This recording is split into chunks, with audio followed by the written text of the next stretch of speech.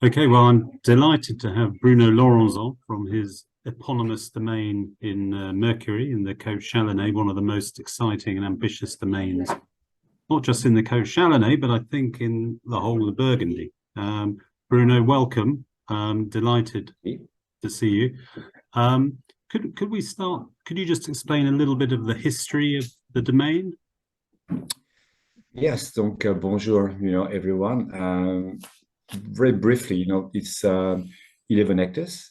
The thing is, it's actually it's 7 hectares in Mercury itself, and it's 4 hectares in Montagne, which is quite unusual.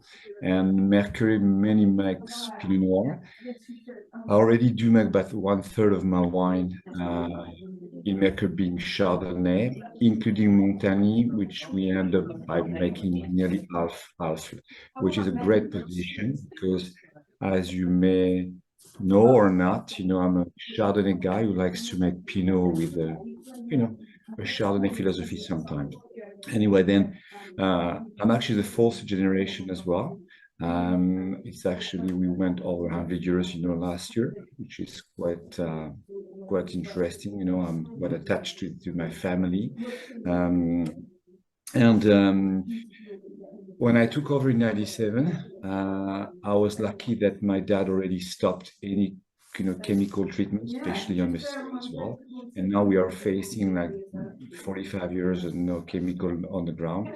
I was then one of the very few guys to get into that organic, process, which I did quit the label not so long ago because I think I want to go even further than that, which is not that recognized that way. Okay, it's quite not a topic, but I just wanted to mention that. A few fundamental that my dad initiated beside the stopping all these molecules on the soil, it's high density. Then everything we've been replanting for the last 30 years, it's 14,000 vine per hectare, which is quite high. A few blocks of 20,000, which is the limit of what we actually can really do, mechanically speaking, nowadays in Burgundy. And I stopped two, as we say in French, two intrants, which is two major things in the winemaking, which is sugar and acidity added. It's still allowed in Burgundy. It's quite used in some estates. And I decided to accept the vintage, the way it is. It can be, if the potential is 11 or 14 alcohol, I'm not going to go against my vintage. Then with this way of thinking, it's what should I do in the vineyard, not to compensate in a winery. And believe me, it's not that easy. And it requires a lot of effort as well and a lot of involvement. Um, I need roughly 800 house per hectare, to achieve that, versus on average Burgundy 350, 400 in some estates. Uh, I change all my palissage, which is all the post system as well. And if most of you be Burgundy mainly, mostly I presume, then you will see in summertime the vineyard reaching about 1.2 meter average. I'm going to 118, and I let the apex goes as long as possible to limit the side shoot production. And the side shoot, we take them off by hand, which is very costing in terms of energy and time. Then you're going to most probably ask, how we treat the soil. Then we've got 6 tractors for that. Not pretty ultra light tractor, straddle as we call, and just to cultivate them. I'm not going to go into the detail, but it's quite a program and not that easy again. And at the end, we could consider, if we want to create an image, for a beautiful vineyard, it's actually, we have to create shadows nowadays. I've been consulting a lot in the New World, mainly in South Africa, and I could see, how you could destroy a bunch by the sun. Then if you go high, it's 1 meter and 1.8. You limit the sun to affect directly your bunches. And you leave some leaves because you need to protect like a beautiful umbrella as well. And you should allow the air to go through to clean up when needed. Do not forget we should spray as little as possible. And like in 22, as an example, we spray only 3 times, not like cadence. Do we need to spray? And it helps me because all the job has been done in the vineyard first.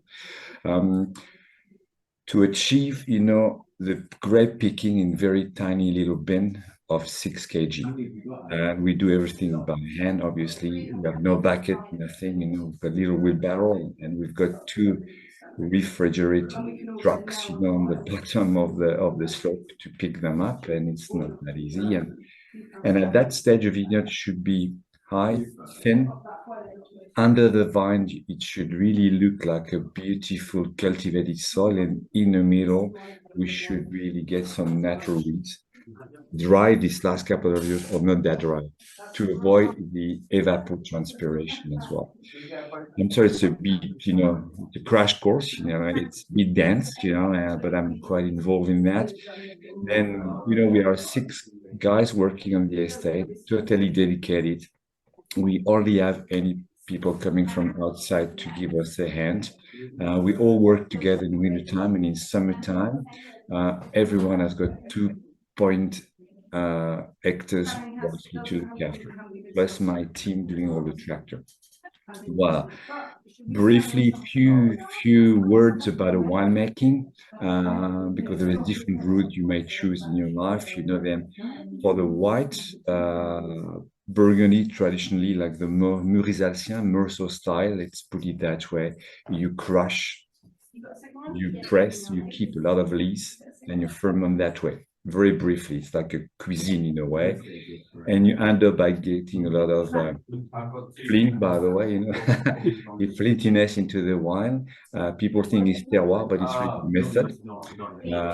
On my side, I choose, like some others, to old manche press to get. It's a very long press. You look at about 4 hours to get more refined lees, and I will incorporate into my fermentation, barrel fermentation, the level of lees I want. Do not forget, it's a deposit, but where does it come from? Then the less you spray, the better lees you're going to get as well. You tend to forget they are painted all the time by the spraying system. From then, we're going to ferment in barrel. Everything is fermented into barrels for a very long time. We're not talking weeks, we're talking a few months as well. I didn't mention that there is no SO2 at the start, SO2 after the maturation process. Okay. About the barrel itself, I'm lucky because it belongs to my other life, being setting barrels all over the planet and creating barrels. I do select my wood in the forest with my friend. We dry them on the premises for 3 years, and I go and make my barrels when I know the quality of the vintage. As far as the red are concerned, I've always been a great believer in old bunch. I know it's very trendy nowadays, but I've always believed in that. That's the only way for me to get wine with vibration. You can be all over the world, and I find it's quite something. I don't mean it should be totally old bunch. It varies for vintage, but it's about 40 and nearly 90% on average. Okay? You look at very, very long, slow fermentation process. It's about 7 weeks on average. And I'm a pre-maceration guy, but not a post-maceration guy. Then we have to consider it's more an infusion process than an extraction process. Okay, I've got specific tank design for that with a very thin cap, and we hardly plunge, or we plunge very gently when actually we do it. And the frequency is very low. Roughly, it's about once every 3 days. Okay, everything will be as well. We decant and we edge into barrel, and it's going to stay in barrels for about a year, a touch more. That I consider being the maturation process. The third process is actually the affinage process, that we go back to tank. I choose stainless steel because I'm in Burgundy. If I was in barrel, I would do something different. To fine tune the wine, to work on, to put the oxygen down as well. At that stage, we work the SO2, and we bottle the following spring, down to the summer. Voila. I hope it has been clear enough for you guys. It's quite a lot of details, I know. No, thank you, Bruno. And actually, interesting. Back in '97, you must have been a very young man when you took over. It was quite young, you know, but I had a lot of faith, you know, when you're young, you know, as you know, I'm a sporty guy. Then I like competition, challenge as well. And I was not scared of people laughing on my back. Obviously, you should imagine, you know, like 97, 98, 99, you know, picking with little crate of 6 kg. It's nearly 1/4 of a century down, you know, and it's quite a long time in a way. Mentality were very different. When I changed all my post system as well, you know, people thought I was an Ayatollah. I heard his name, you know, and is he mad? Something I forgot, but it goes back to that point, you know. My economical model is 35 hectoliters per hectare.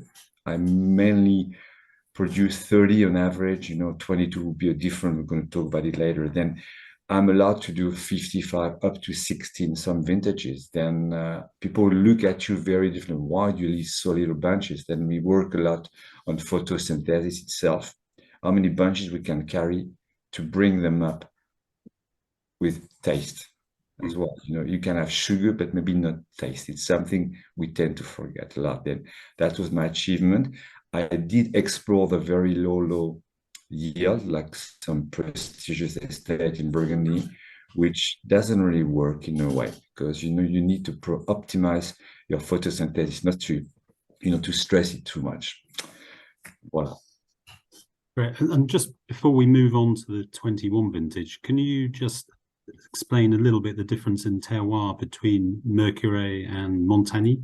Oh, it's a great question in a way, because it's very different. There is a little village called Saint-Désert, southern part of Giry. There is a little big fjord which happened, you know, very million years ago at the Jurassic, and Montagny belongs to the Trias, which is much older than the Jurassic. And in Mercurey, we fall on the, because we've been studying that quite deep, you know, on that very specific part of the Jurassic, and we've got the same soil going up to Chassagne, Saint-Aubin, the top of Puligny. But the bottom of Puligny morceau will be a very different terroir. Then the profile, it's also considered it's 18 kilometers south, you know, and then Montagny will tend to produce always this white with a yellow kind of fruit. And Mercurey will be, you know, based on white fruit or more flower, because we've got much more, you know, not calcaire, I don't know, chalk, sorry, you know, Yeah. now a lot of chalk, up to 26% in Chamartin. And some Montagny, we are looking at 2 to 3%, you know, except the Mont Laurent, which go up to about 8 to 9. And then that's also the profile. And Mercurey, you know, like Burgundy, is actually a stretch of land more or less facing the Mont Blanc east. But every appellation is facing this east on a very different angle. Then Mercurey will be a very big theater with a south part where I live and a northern part, you know, open to the east. Montagny would be really like an eastern slope, totally open. We could take as an example, being a fjord, you know, something like very different. Then Mercurey is quite hot, extremely diverse, which is quite complicated as well. Then we are based in the old Mercurey, and everything is facing southeast, and the Chamartin southwest, which is quite unusual. Then voilà for the main difference. Great, thanks, Bruno. If we can just go back to those horrible days at the beginning of April 2021, how much warning did you get about the frost that was about to come? You mean how much I was affected? Well, how much in advance were you told that the frost? Okay, sorry, I didn't get that. Much warning? No warning. Okay, few days, but we know it could happen.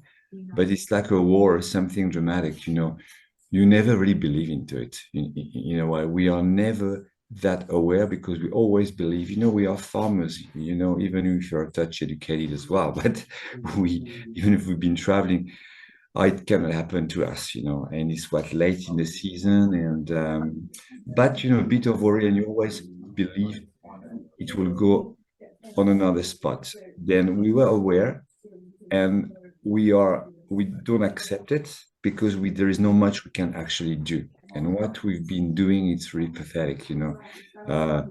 Lighting, you know, stuff, you know, when do we do it?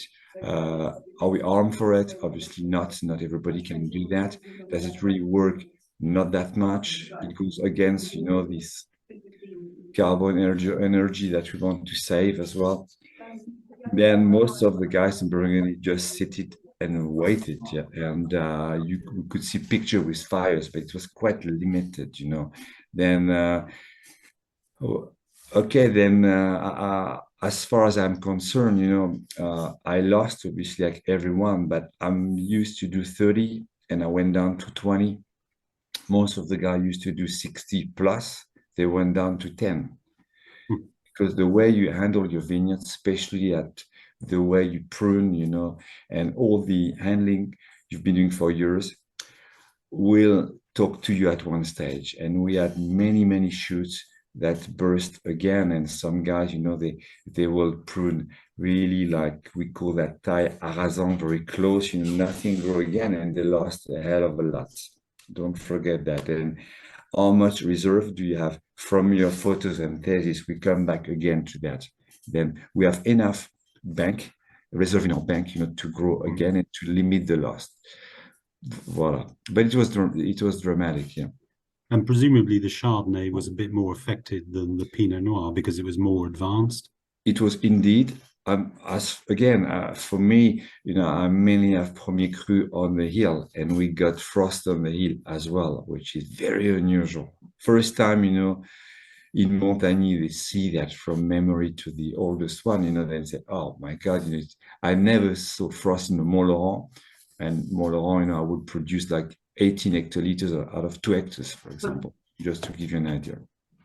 And when you went back out the day after and you saw the devastation, was there a period where it was quite hard to remotivate yourself, to pick yourself up and say, it's mentally quite hard, but again, it's like a war. You don't really realize it because it's alive, you know, and you think, are they really gonna die that way? This is over.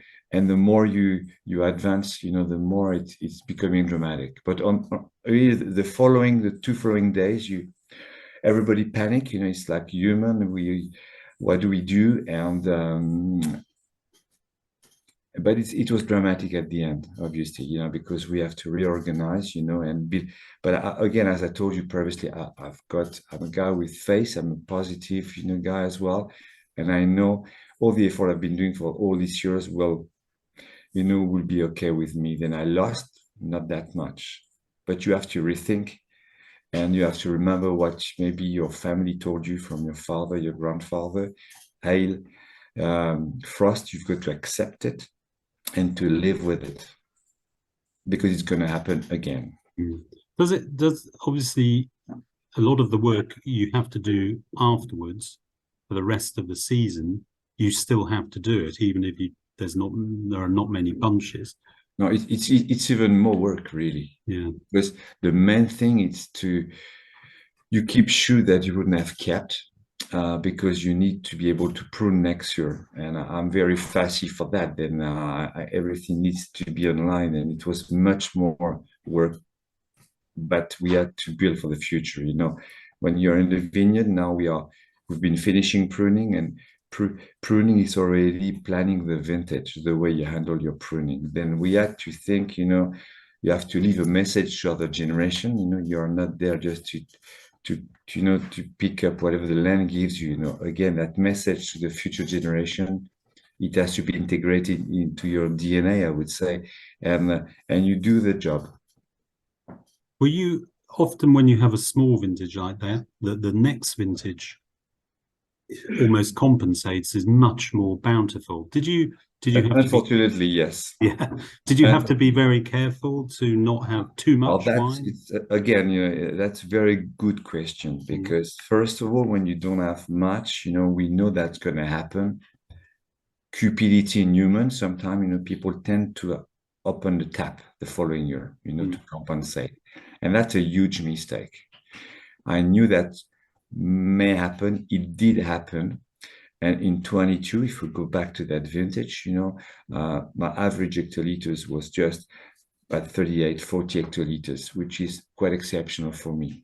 But much more in some guy who did not much, because again, I told you open the tap. And again, you actually, it's not good for the bank of your vine and the reserve. You have to think of the future. If I had 35 hectoliters for the rest of my winemaking life, I would sign straight away. But you're right, it always compensates and it tends to underbalance the vintage. And when did you actually begin harvesting in 21? It must have been one of the later harvest dates for you. Indeed, it's about, I would say, month.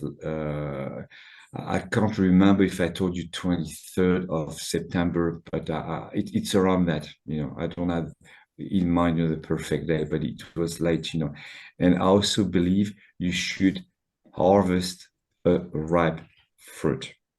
Then don't go against it. And I can tell you, we look after our vine beautifully, as you know, of fussy I am, and we got, I would say, 18 out of 20 in terms of agronomy, what we could get, how healthy the grapes were. Because also 21, beside the frost, we had quite a difficult season in terms of rain and etc. Then you have to be very careful. Then we picked late and in good condition, knowing that it was not going to be a triathlete, maybe an 800-meter runner. But you got to do with that. But you have to make this athlete winning in its category as well. Then you shouldn't be too much in a hurry and believe in it.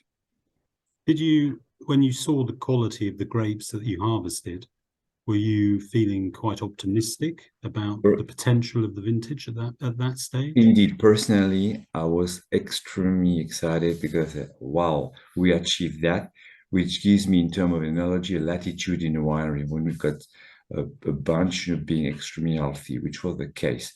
We I mentioned it earlier that I don't chaptalize my wine. Then again this year, an average alcohol was about 13, which is quite a good job we've done to reach that level. It's more fragile in terms of pH, obviously, and I knew the wine was not going to be built because what does the structure of the wine is what the season gives to the grapes, and we knew it was not going to be built up like a bodybuilder, obviously not. And in winemaking itself, you shouldn't push it where it doesn't want to go. Then you have to be even more gentle than other vintage. Again, I go back to my fundamental. You do not compensate what you do not have. You mentioned there about slightly changing your vinification to respect the style of the vintage. Did you change a lot or just small little changes? Actually, small little things, because you've got to keep your philosophy, your fundamental, whole bunch. People say, oh, it's going to be green. No, I kept whole bunch. Greenness and whole bunch, it's two different topics. And but maybe we slow down a bit on the extraction even more, and so the touch may be shorter than average. But the main fundamental, I would say 80% will be the same winemaking. Yeah. When I tasted the wines last year, not just yours, but across the whole of Burgundy, I was amazed by the change between maybe April and September. Almost the change once the mallows had finished, and the wines put on weight, structure, nuance. They became much more interesting, much more impressive than perhaps I had anticipated. Was it this? Did you have the same experience?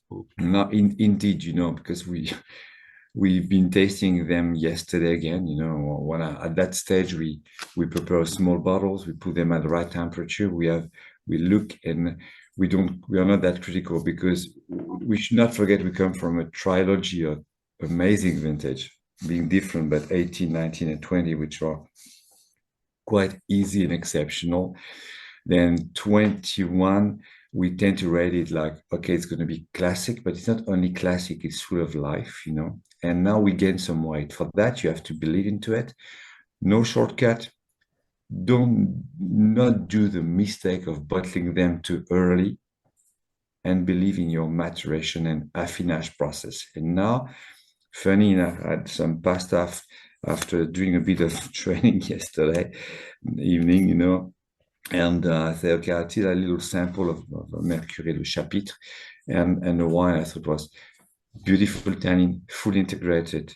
You know, it's not like huge, but it has got the length. It's full of energy as well, and I love that tannin structure. And it reminds me 13, 17. You know, this kind of vintage. We think, wow, that's also Burgundy. You see. Is at this stage, do you think it's more of a white wine vintage for you, or red wine vintage, or both? You know, in this kind of vintage, you know, I like all my wine both, you know, but in this kind of profile, it's not always easier, but a Chardonnay will always go through easily. That's it, you know, and to make a great Pinot in this condition, it's a touch more tricky. But you know, as you know, Jason, I always rate my vintage potential at vintage from a book I got from my dad, you know, and in 20, I put in some cuvée 20 out of 20. This year, I went from, you know, 13 to 15. It doesn't mean in terms of pleasure, I don't have 18 in my mouth, you know, I'm just talking about the structure itself. Okay, then I think both of the wine are the achievement today at that stage, as you mentioned. Do not, you know, underestimate this kind of vintage sometimes, because in terms of pleasure, I think it's going to be just amazing. Do you think, although it was frustrating, obviously more than frustrating, the size of the vintage, but actually, had it been a big vintage, maybe the wines wouldn't have been so good, because it was a difficult growing season, and maybe you wouldn't have had such ripeness had it been. But it wouldn't happen in my state, because we do everything not to have a big vintage. You should never carry more bunches that you can afford. That's one first thing, okay? And after the frost, you should still take off whatever you do not need, you know, because the main thing is to produce a balanced wine. And balance, you know, the spine of your wine, and it can only be made by agronomy.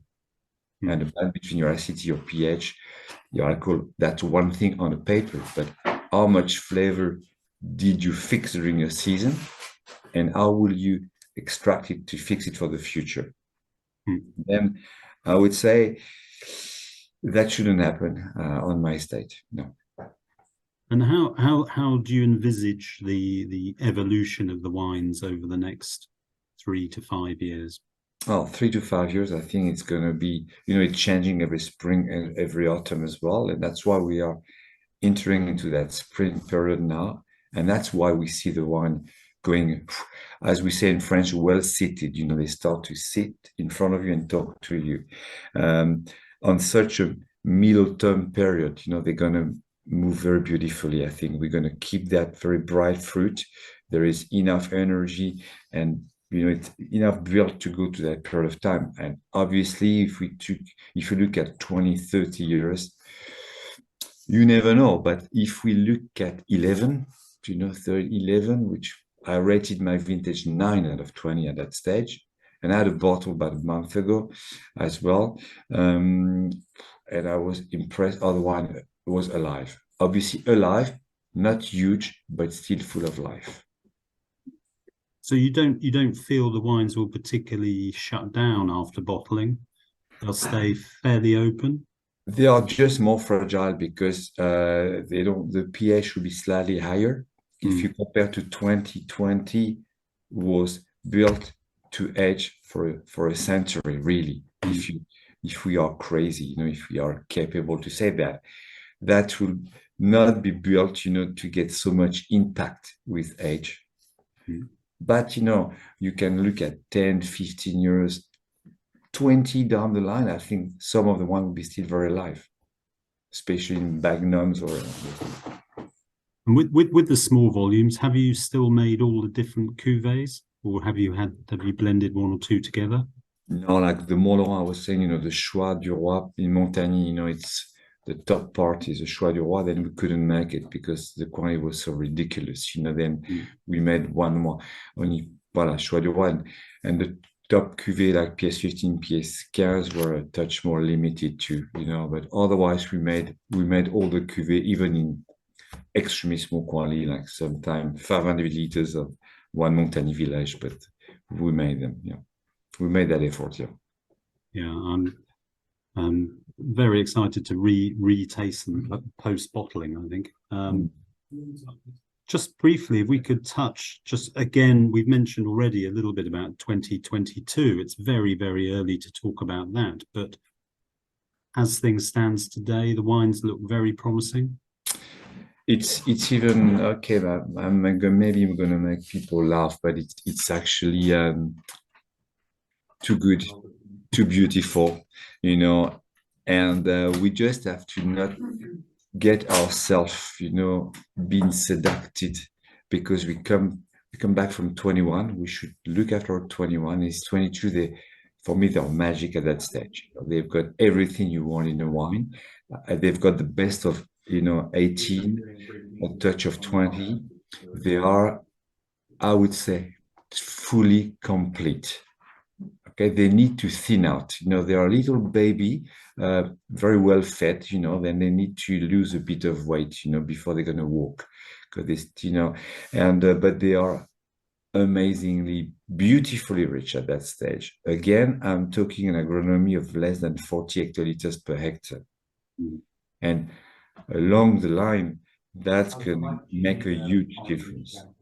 Because no matter how rich you are, do you have actually how much muscle you can carry, but do you have the structure, the bones to carry it? And I think we do have it, but it's a magic vintage, and I'm glad that we kept our fundamental, you know, from the pruning, how many shoots we left, and we didn't try, okay, we don't have much wine, we're going to produce wine. No. We have to keep this direction. And it's extremely jazz and very promising.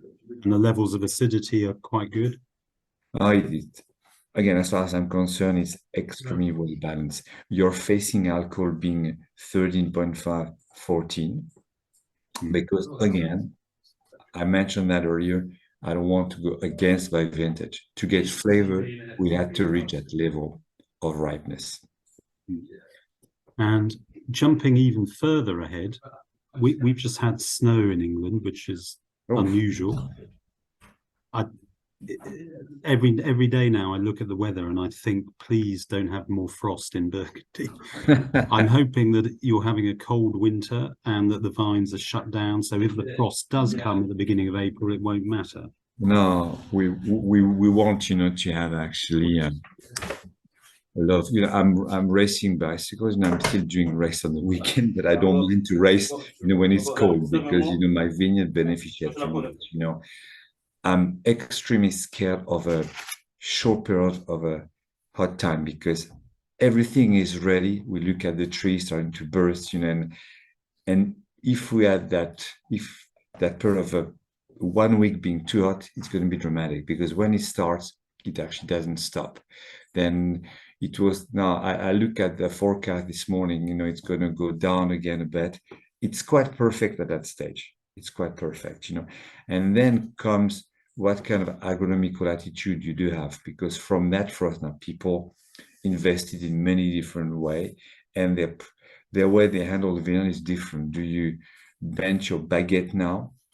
Do you cultivate your soil now? Because if you do open the soil now, you have more 50% more humidity. Okay, and it takes about 1 week of dry weather to go down, and 50% humidity more, you get frost, very easily compared to a land which hasn't been cultivated. Then, but at one side we'll have to go in the vineyard to do it because the weeds are going to still start to grow. Then what do? Do you do like tardive late pruning? Not that easy, because the real good late pruning, which is one of the best physical action we can do, we have to wait mid-April that it grows quite a bit and you really affect the rest of your crop. And you have a very tiny window to do it.